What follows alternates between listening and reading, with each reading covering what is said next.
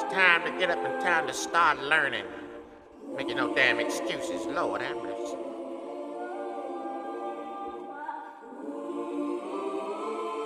That's right, that's right. You gonna learn today. Sit your ass down somewhere and listen. Scotty C got this one. You're gonna learn today. You're gonna learn today. Sit your ass down. It's time to learn. Lord have mercy. You're gonna learn today. You're gonna learn today. Sit your hind parts down somewhere. You're gonna learn today. You're gonna learn today. It's time to start learning and getting ourselves together, black people. You're gonna learn today. You're gonna learn today. Now sit your ass down somewhere and put that weed down and start learning. Sit down somewhere. You're gonna learn today. You're gonna learn today. Violence on our own people. Sit your ass down somewhere before I come find you. Lord have mercy. You're gonna learn today. You're gonna learn today. Oh, you gonna learn the damn day. Sit your ass down. Lord have mercy. It's time to get y'all some knowledge, and you need some damn knowledge. And this ain't no damn party either. Sit your ass down. So I can get some information. Pour something down your damn throat. Lord have mercy. You're gonna learn today. ZZ109FM. This is Elsie Jenkins, and you gonna learn today. Sit your ass down and learn something. Lord have mercy. Woo, we got one for you. Oh, my. Hopefully you are making it through this turmoil of 2026. It is what it is. Hopefully you ain't a part of it. But, we still have to survive on this planet. That's what these rich people and governments don't understand. We still have to pay for gas. We still have to pay for food. We have to survive even though y'all can't communicate. Though y'all can't communicate with each other out here on the planet. Doesn't make any sense that we are at war when we can communicate. It doesn't make sense either that people on the planet, and I'm just going to put it out there, some people on the planet are just too stupid to understand anything. You know, in the military, some people that fail the test, they have to get recycled after they fail 3 times. And when I say recycle, that means that you start off in the military in a platoon. And then if you fail any of these tests, because everyone in the military passes over 100 different tests, from physical tests to mental tests, agility tests, etc. You can't fail any of them. Not one. So it's amazing when you look at military members because they've all done something in common. They've passed every last test to wear that uniform. No one gets a pass in the military. With that being said, if you don't pass a test in the military, no matter which one, if you don't pass it, you get so many chances. And after that, they do what is called recycling you. They put you in a different platoon to give you another chance. But see, you go back in there and let's say you pass the test you fail, but you fail another test along the way. And you don't pass it after so many tries, then they'll look at putting you out of the military. And that's what happens to a certain percentage of people that go in the military. You get put out before you even start. But see, there's a certain percentage of people on the planet that just can't hack it.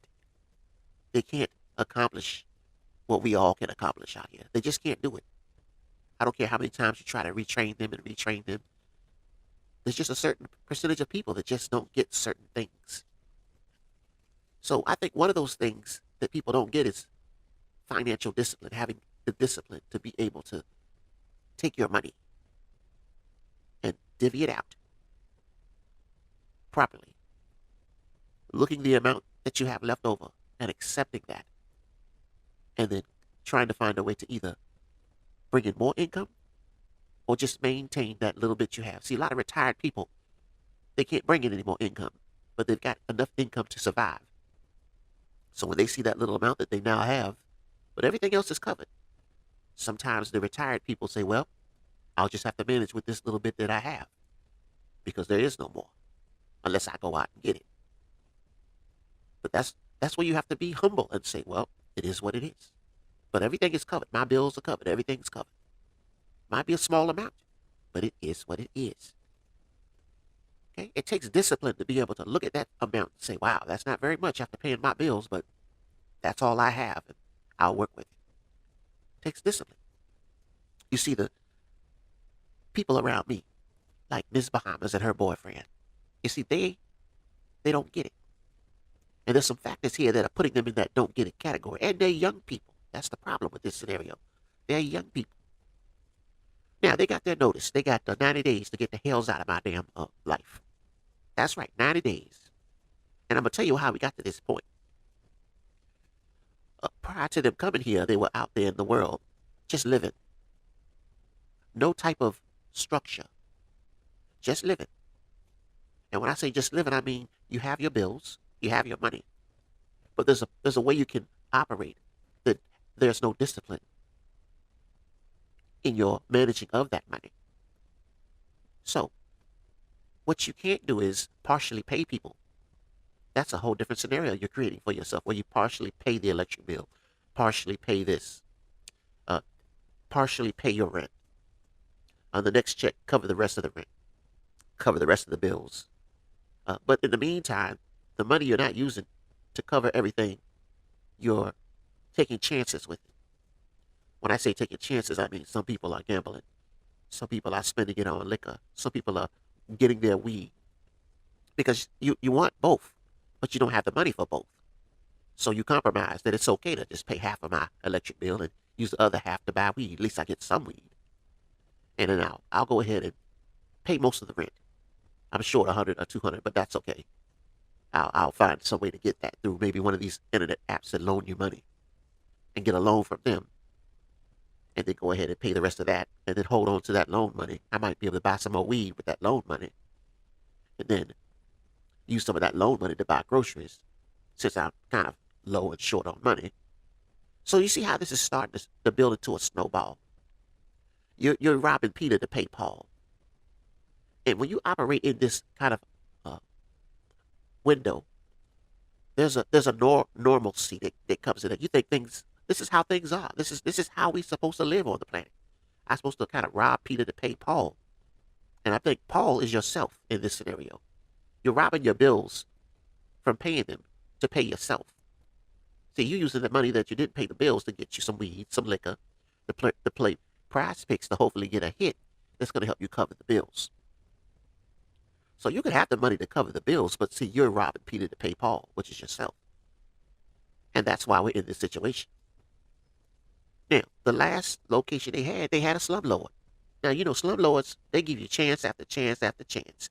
Yeah, your apartment ain't the best apartment in the world, but you got someplace to live. And you got a landlord that has to work with you because he's a slumlord. He knows what kind of person you are. He knows y'all don't half-ass pay y'all bills. But he knows he'll eventually get his money, or he'll just put you out. And you know you got a slumlord because they don't come after you when you leave the apartment like trash and you don't pay him all his money back. It's just what they do. They take the loss. No need to go to court. Because then they're going to bring up all the facts about the apartment being tore up when they got the apartment. Or how I didn't do no maintenance to the apartment while they were living in there. That might compensate for the money I need to get back, and I ain't going through all that. I'm a slumlord. I'll just get some more slummy-ass people to live in there. And it's a cycle. But that's what it is. But when you're on that mindset, I'm going to rob Peter to pay myself, and think you're going to survive on this planet, you lost your damn mind. What's going to happen is you're going to be like the other people that I've came across that have this mindset. You're going to be going from apartment to apartment, and then you got to add the word eviction in there, because you see, the people that rent the apartments don't like getting partial payments. They like getting their money in complete full. But they're slumlords. They don't have a choice. They're giving you a slummy-ass apartment. It is what it is. It's a trade-off. So they don't mind getting partial payments, but they will warn you. They need their money. And most people pay the money because you have to pay it. You can't get too behind. But most people pay it and they get their money, and that's why they still operate in that slumlord fashion. These people have to pay me or I put them out. It's that simple. So most people eventually get the money and pay it because they don't want to be put out. And that's why the slumlords are prevalent in America. So we look at Bahamas and her boyfriend, and I'm just looking at these people. You know, I noticed on the planet that stupid people attract stupid people. That's what it is. I noticed that. And when you get two like minds together, a lot of bad things happen. But a lot of things are accepted in the same sentence. They accept this type of mentality where you don't pay all of your bills. In a good relationship, one person should be checking the other, and vice versa. If you're doing something I think detrimental to our positive moving forward and survival on the planet, I'm going to say, hey, why are you only paying half of your car note? What's the problem? Uh, why are you only paying half the electric bill? Why aren't you paying the electric bill? Why aren't you paying the rent on time? We have the money, so why are you paying it late? Someone has to catch these things that the other person's doing. You're paying it late because you don't want to buy a money order. I mean, what's the problem? Why are you paying it late? Okay, if you find out the reason why they're paying it late and help you save on a late charge, then that's that team effort. One person sees something and they say, hey, why are we paying a $70 late fee when we could take that $70 and put it back in our pocket for groceries or whatever, or save it? The goal is not to give away your money out here. Your goal is to give enough and save the rest. It's very simple. But there's some people on the planet that do not get it. Now, this show breaks down what they don't get because we keep getting the same comments. Oh, I'm in the same situation I was before I came here. And I'm listening. I'm like, no, you're not. You're not. There's no way in hell you're in the same damn situation. Because if you look at these numbers we're about to show you, you'll see there's no way in hell that you listening wouldn't take advantage of an opportunity like this if you could.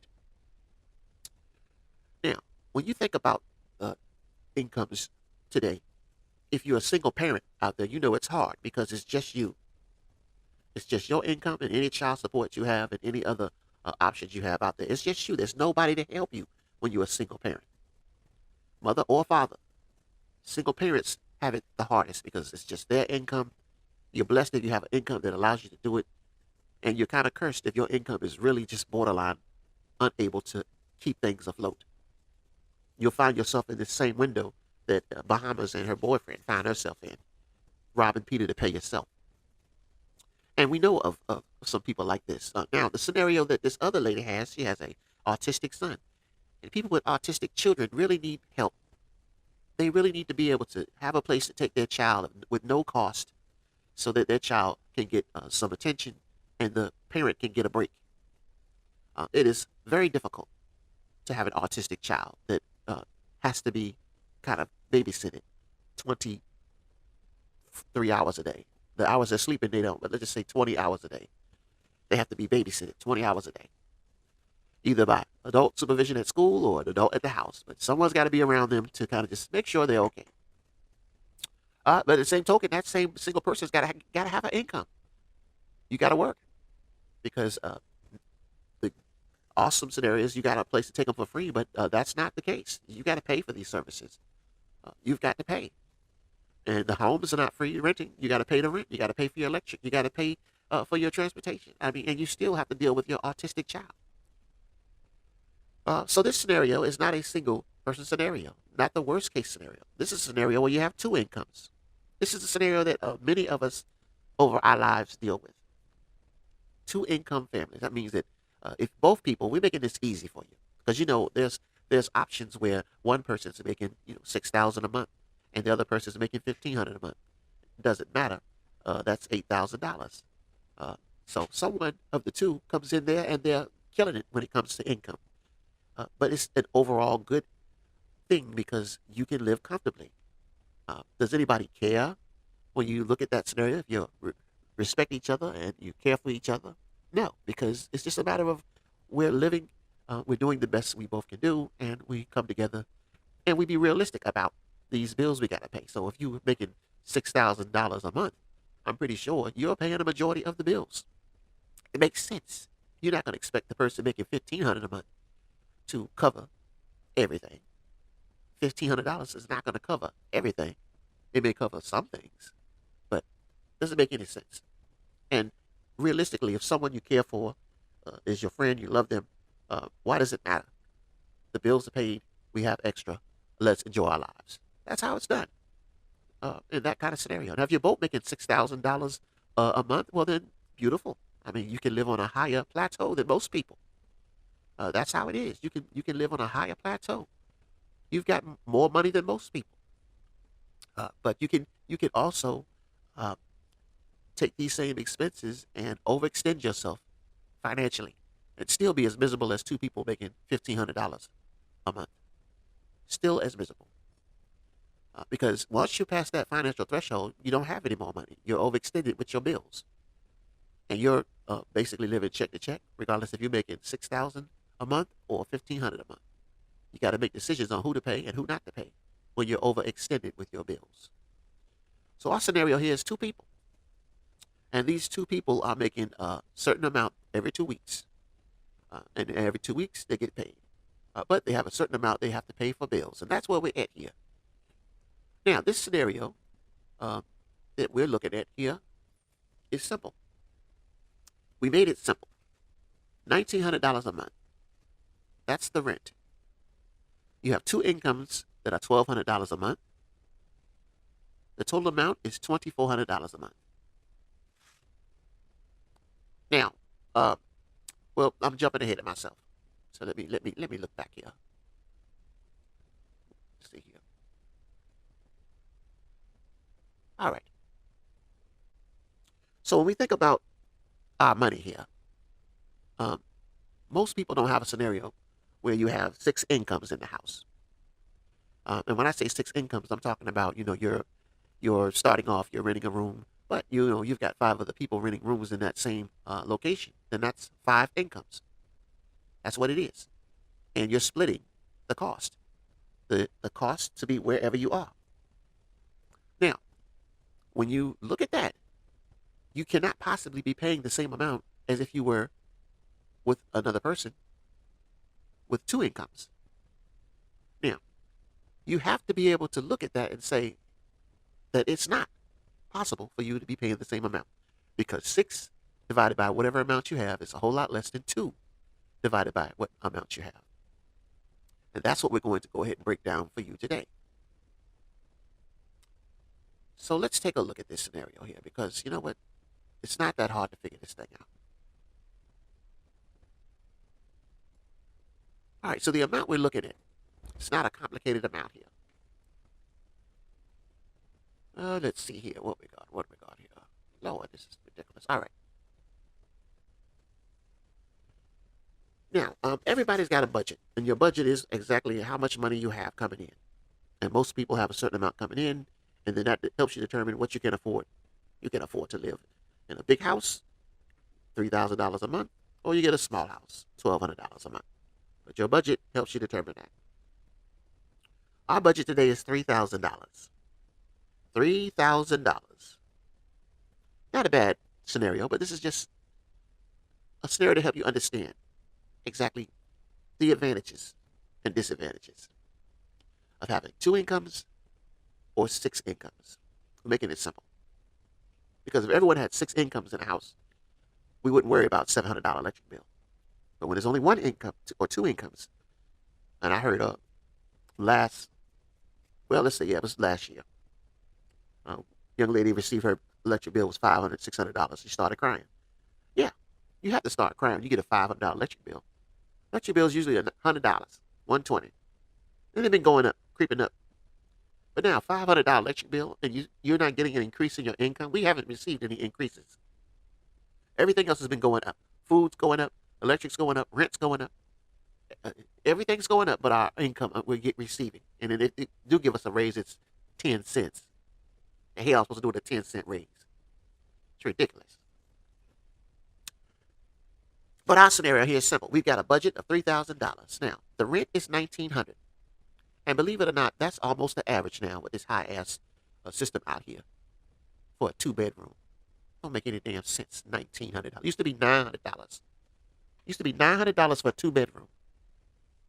Now it's $1,900 damn dollars. Electric $400. That's ridiculous. What are we running here? A restaurant? A clothes cleaners? We don't have a commercial dryer, washer and dryers in here. Trash $75. and food $250, and that's a low end on food. You know, food. If you're out there and you're eating good, it's more than $250 a month for food. But we made it simple. All right, so after that budget, you'll see that you can sit down, and this is the part I think people think is a joke. You can sit down and you can mathematically determine how much you have to pay and how much you really have left over. That's it. Because you have to pay these four things. You have to pay them.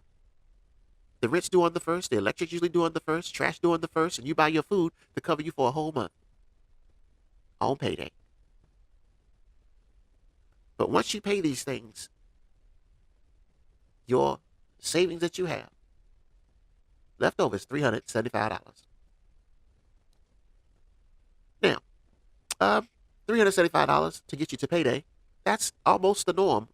Some people don't have that much. Some people have more. But if you think about it, if we're living check to check, $375 sounds familiar. This is what you have. And now, think about it. All your bills are paid, so you have the peace of mind and no anxiety. So imagine if you have a rent that's $900, but you only paid $1,000 of it. That means you got $900 to add to that $375 that you can hustle with. But your rent's not paid. You're going to get a notice after 4 or 5 days. Let's say you don't take it from the rent. You just don't flat out pay the electric until next payday. Okay, well, the rent's paid, but you got that electric, and then we'll give you a notice. But you got that $400 to add to the $375. So that's $475. But what happens to that $400? Some people go ahead and smoke it up. And then next payday, I'll pay the electric. Some people try to gamble that $400. Go to Prize Picks, FanDuel. If you win, you can pay that $400 back immediately and keep the other $400 you want. But if you lose, now you're short $400. And your next payday, you got to take $400 from that payday check and plop it onto the electric bill because you want to pay that. And then next scenario is you have to manage the next paycheck because you can either do two things with the next paycheck you're going to get. You can go ahead and splurge. And when we look at this scenario, you don't see a car note and car insurance because most people, if you're unlucky, are paying a car note and have that car insurance. You got to pay that. So that would come out of that second check because we're going to go in a scenario you get paid twice a month. So that car insurance that car payment is going to come out of that second check. We usually schedule those payment dates for beyond the 15th to make sure it's on that second check of the month. So if your car note, like today, if you look at car notes today, they're $500, $400, $600. So you take that $600 and then you take that, let's just say you got to pay $300 for your insurance. You got a fast car.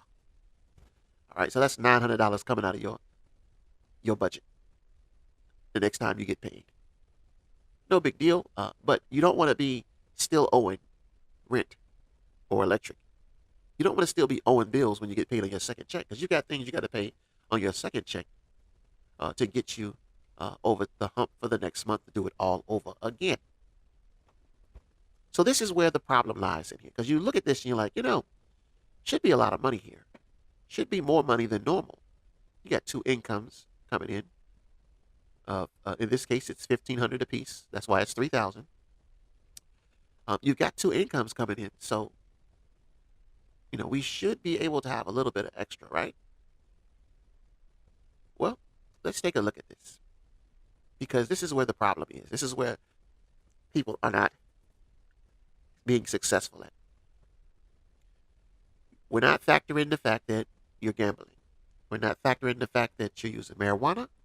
And we're not factoring the fact that you're spending your money on liquor. And we're not factoring the fact that you're using outside sources to compensate the money that you're losing from the first three: liquor, gambling, and alcohol. Because those cost money.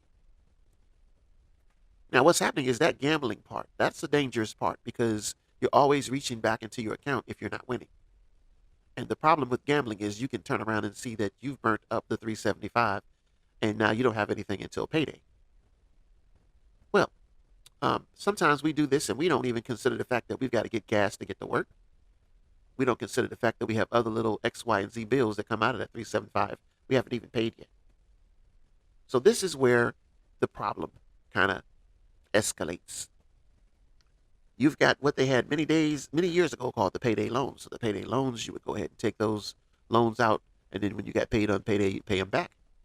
But the problem with that is you could get more than one. You could get 2 and 3 payday loans. And then those payday loans would take away all of your money every payday. That's why they call them payday loans. But the problem with this is now that when it's time for the rent to come, your budget's $3,000 and your expenses are $2,625. Yes, you can afford that. But see, first the payday loans have to come out. So you have $1,000 worth of payday loans. Your $3,000 is now $2,000. So your expenses is $2,625. Where's the other $625 going to come from? I think many people that start off have been in that situation where they went and saw that that $375 was just not enough money because you still got to do things with that $375. And then you found that there's a payday loan place that'll give you a loan up to $500 that'll help you kind of have $875 to use versus $375, and that's a better scenario. And I'll just pay that $500 back on payday. Okay, but what you're not considering is when payday comes, that $3,000 take away $500 gives you $2,500. You now don't have enough to cover your expenses, which are $2,625. Now that's the best case scenario, because the worst case scenario is that you went out and got more payday loans to cover things on top of other payday loans to cover things, and next thing you know, you've got 6 or 7 or 8 payday loans. And when your payday loans come out on payday, your amount that you have, $3,000, could actually wind up to be $500. And then what happens is you go back and get those payday loans again to get your $3,000 to pay your $2,625. That's the cycle that you don't want to get in. Because once you pay that $2,625 with your payday loan money, it's just a matter of when, and you still have $375 left over. When you get paid again, they're going to take another $2,500 out of payday loans, and you're going to be back at $500.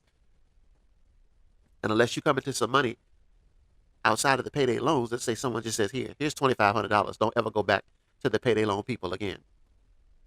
You're going back to the payday loan people. Because that's the only way you're going to get that $2,500 back to pay your expense of $2,625. Now, what I noticed back in the day when I used to do the payday loans, sometimes you would go back and the payday loan people, they gave you $500. They would say, we can't give you $500 this time. We can only give you $200. See, you don't expect that. You expected the whole $500 to be able to go back and take care of what you got to take care of and be done. Now they only give you $200. That's a problem because now you don't even have the money to pay what you got to pay. And I think that's designed because they try to get you to go back and get more payday loans with other people who might be the same people all together that are doing the payday loans, that are taking advantage of so many people that are barely making it, that need extra money. So that's it. That's it in a nutshell. And I'm going to tell you now, this is where we are in America. This is where we are. You've got to have financial discipline because if you don't, you can find yourself in a financial bind that is almost impossible to get out of. When I was in that payday loan situation, dealing with them payday loans, I was so glad to be free from them because I didn't have to go back there. I got a second job, I got a third job, and I started generating my own money. I was tired, but it didn't matter. I generated my own money. I didn't go to someone to generate the money for me. Because when they give me the money, they take it out of my check as soon as it hits the bank, leaving me with whatever's left. Yeah, they loan me some money, but remember, they don't just make you pay for the loan. They make you pay fees to get the loan back as well.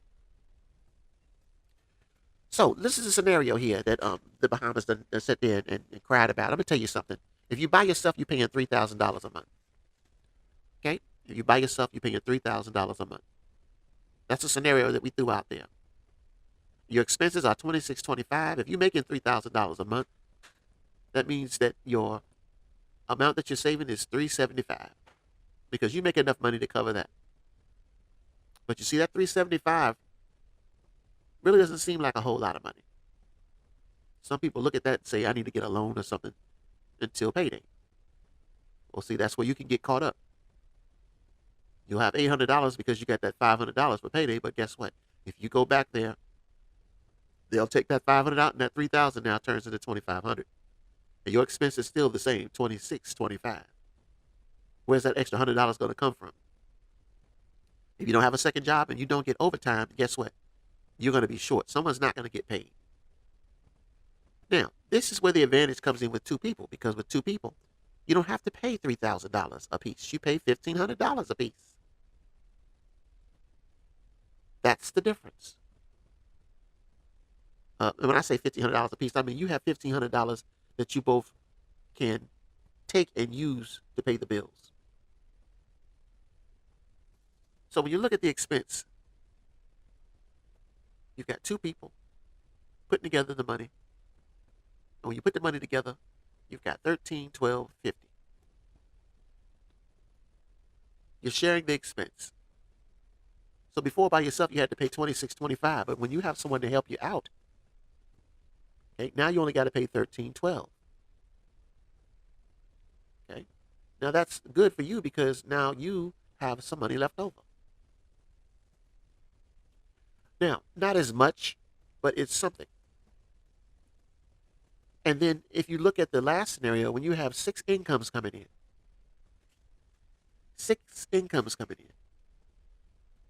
the amount you have to pay at this point is $437. Now, if you're listening, wouldn't you want to pay $437 per month for rent versus $26.25 or $13.12, and not just for rent, for all your expenses?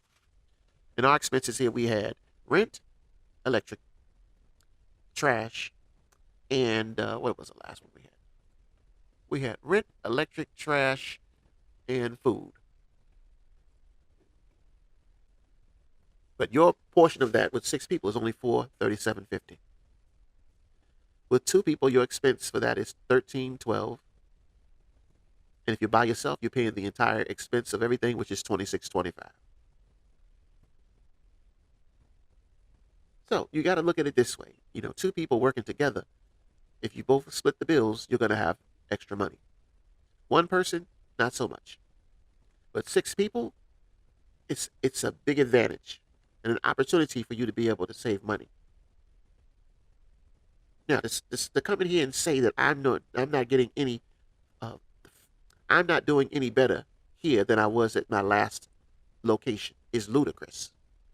Because you and I can see that if you're renting a room and it's costing you $437.50 a month, and that's including your expenses, your electrics, etc., etc., etc., and you were paying $26.25, your math is totally incorrect. Now, two people means that two people have to put their money together to make something happen. You see, that's the part of the puzzle that's missing there. Because at that location that they were at before, there wasn't two people. It was only one person paying all of that. The other person was taking their money and sticking it in their pocket or whatever the hell he was doing with it. But we can do the math.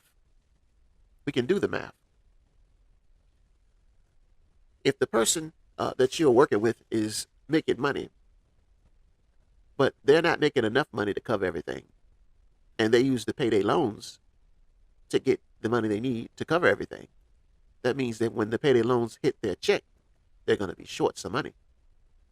See, this is how the second person that decided, well, I'm not going to pay anything on this, I'm keeping my money, is drawn into it.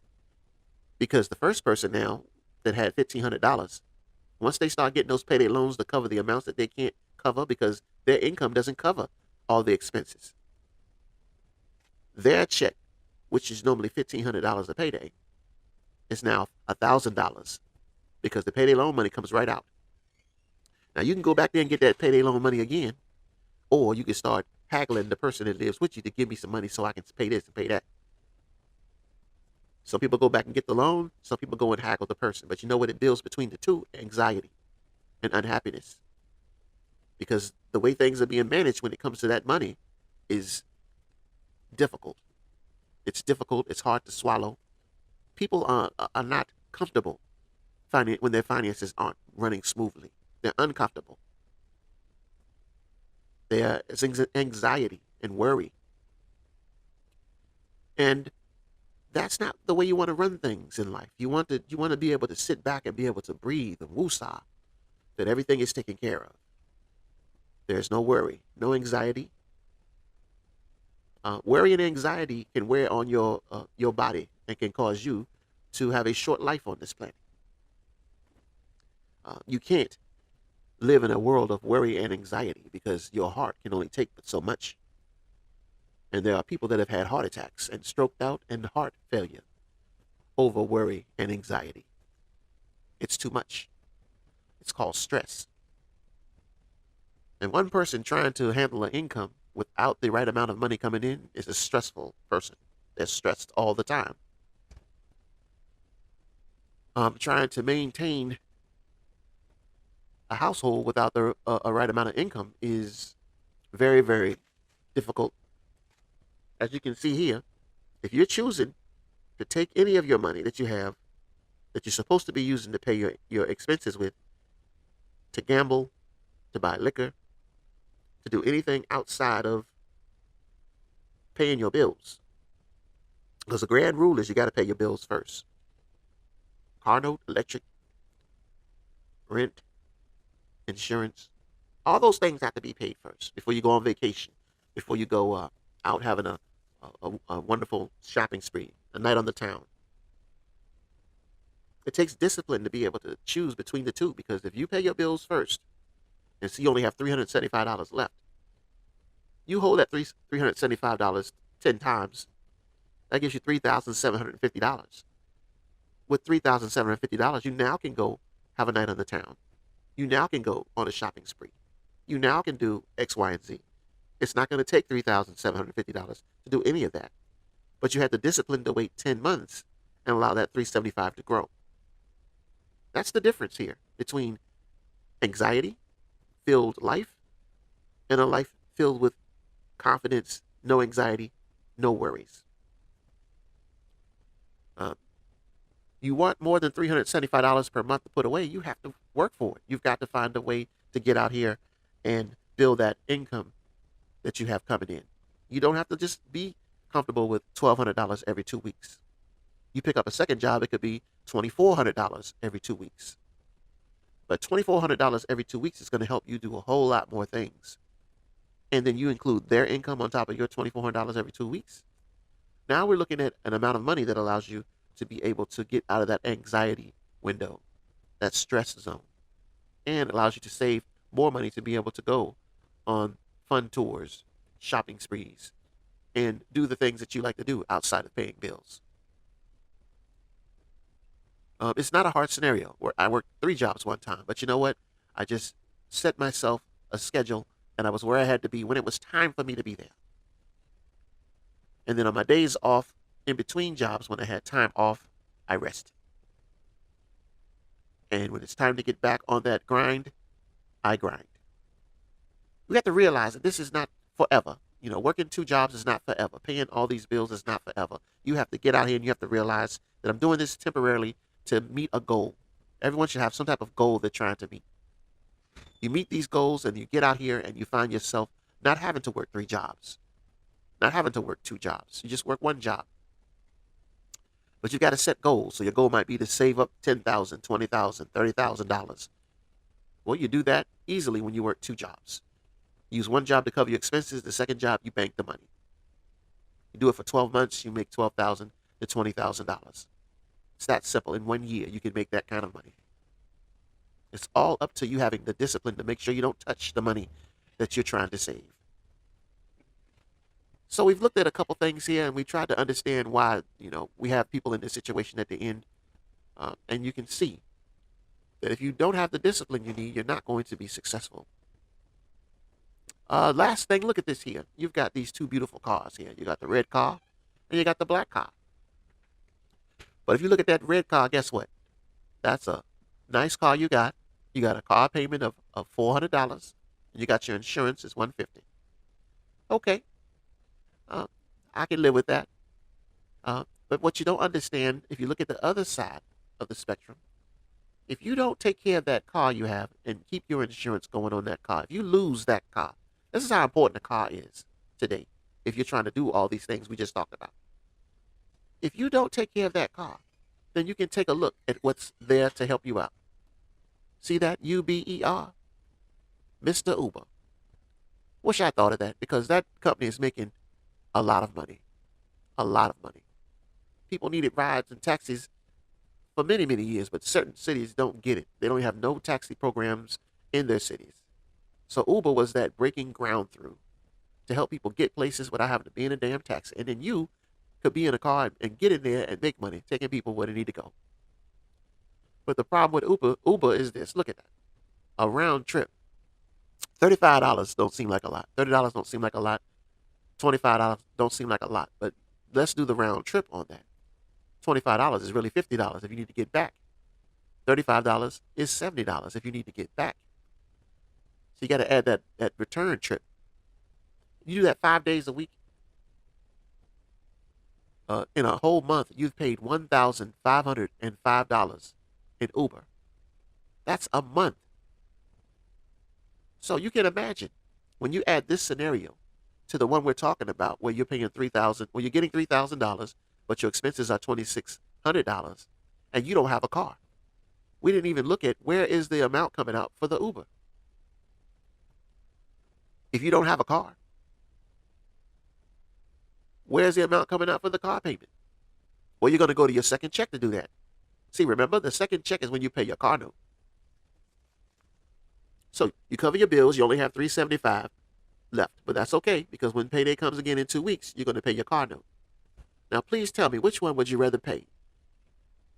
Which one would you rather pay? If you're getting $3,000, do you want to pay the $550 or do you want to pay the $1,505?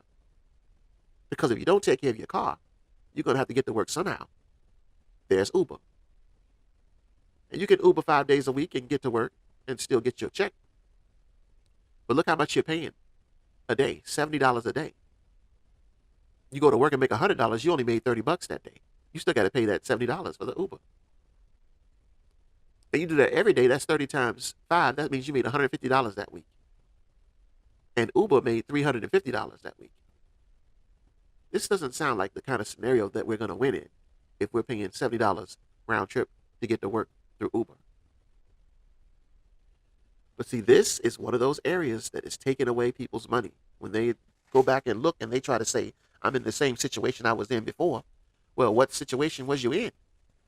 And then you could look at this and say, well, damn, I see what situation you was in. Number one, you wasn't paying your bills on time. Number two, you wasn't taking all your money and working together to pay them. And number three, you got all these external things coming out of your check that you're paying that's keeping you from being able to cover your bills. Because you got to choose between getting to work in an Uber and paying your electric bill.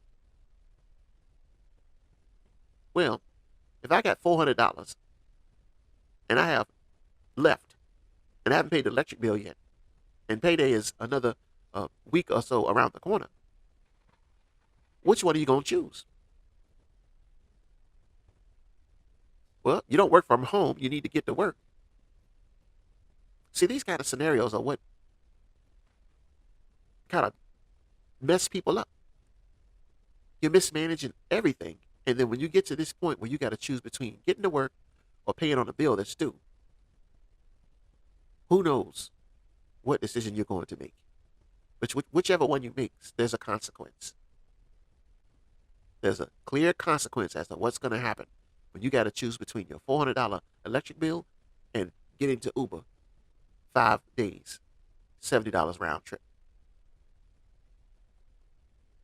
This brings stress and anxiety to anybody that's just trying to stay afloat, because you got to not only make these kind of decisions, but when the money comes in, if you got now today the apps, payday loan stores, you don't see those anymore. They got smart. They got payday apps on the internet. Should be illegal because these payday apps could be anywhere on the planet. And they're drawing people in and giving them what they want as long as you provide your routing number and account number to your bank. They're going to take that money out when payday comes. But they're going to give you some money. In the same process, they're going to give you some money, but when payday comes, that money comes out. Now, they're happy because they got their money. But see, when you look at your check that was $1,500, now you only got $1,000, this is where the hustle begins.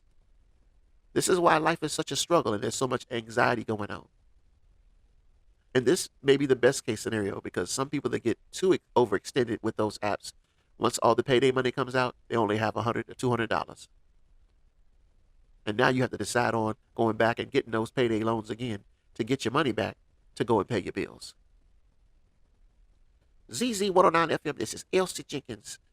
You don't want to be in this situation. You don't want to be in this scenario. And if you get an opportunity to get out here and split the cost that it takes to live on this planet, you have to take advantage of it because you'll be able to pay less and you'll be able to put away more.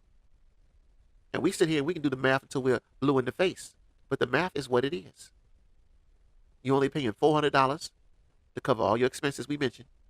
Or you pay the $2,600 all by yourself. Or you split it with somebody and you pay half of $26, which is $1,300 a plus. It's that simple. And when you look at the income part, it makes more sense when you double it. So if you're making $1,500 a month, no, $1,500 every 2 weeks, you're making actually $3,000 a month. Now, if you have two people, that's $6,000. So if you use one income to pay the bills, the other income to save with, then that's a good scenario. If you use both incomes to pay the bills, and whoever, has their money left over takes it and pays their individual bills and saves on their own abilities, well, that's an option for each person. Because if one person is a good saver and the other person is a gambler, then one person is at least saving some of their money when you split the bills. If they both can save, then you both can save money when you split the bills. But the last option, when you have the option is to split your costs with 6 different people, you can't beat that option because you're paying the least amount to cover the same $2,600, $400. And if you can't take what you're making after you pay that and save and build so you can kind of move on and have your own place, then there's something that you're doing because you're doing the same thing in a scenario where it's just you and somebody else versus a scenario where it's 6 people in income. You're doing something. You're either still on those apps, which are draining your money. You're either still spending money on things that you really shouldn't, that's taken away from your money, like liquor, weed, gambling. There's always an answer because these numbers I'm showing you don't lie. If you're only paying $400, that means you got at least $1,500 somewhere. Where is it? Then just go up and smoke, unless it's marijuana smoke. Lord have mercy. Let me get the hell up out of here. ZZ109FM, this Elsie Jenkins.